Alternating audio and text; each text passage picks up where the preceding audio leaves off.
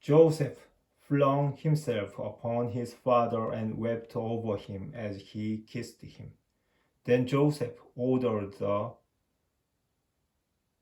physicians in his service to embalm his father. When the physicians embalmed Israel, they spent 40 days at it, for that is the full period of embalming, and the Egyptians mourned him for 70 days. When the period of mourning was over, Joseph spoke to Pharaoh's household. If you please, appeal to Pharaoh, saying, My father made me swear. I am dying. Bury me in my grave that I have prepared for myself in the land of Canaan. So now let me go up to bury my father. Then I will come back. Pharaoh replied, Go and bury your father, as he made you promise on oath. So Joseph went up to bury his father, and with him went all of Pharaoh's officials, who were senior members of his household, and all the other elders of the land of Egypt, as well as Joseph's whole household, his brothers, and his father's household. Only their children and their flocks and herds were left in the region of Goshen. Chariots, too, and horsemen went up with him. It was a very imposing retinue. When they arrived at Goren Ha-Tad, which is beyond the Jordan, they held there a very great and solemn memorial service. And Joseph observed 7 days of mourning for his father. When the Canaanites who inhabited the land saw the mourning at Goren Ha-Tad, they said, This is a solemn funeral on the part of the Egyptians. That is why the place was named Abel Mizraim. It is beyond the Jordan.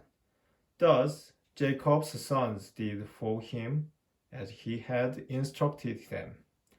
They carried him to the land of Canaan and buried him in the cave in the field of Machpelah, facing on Mamre, the field that Abraham had bought for burial ground from Ephron the Hittite.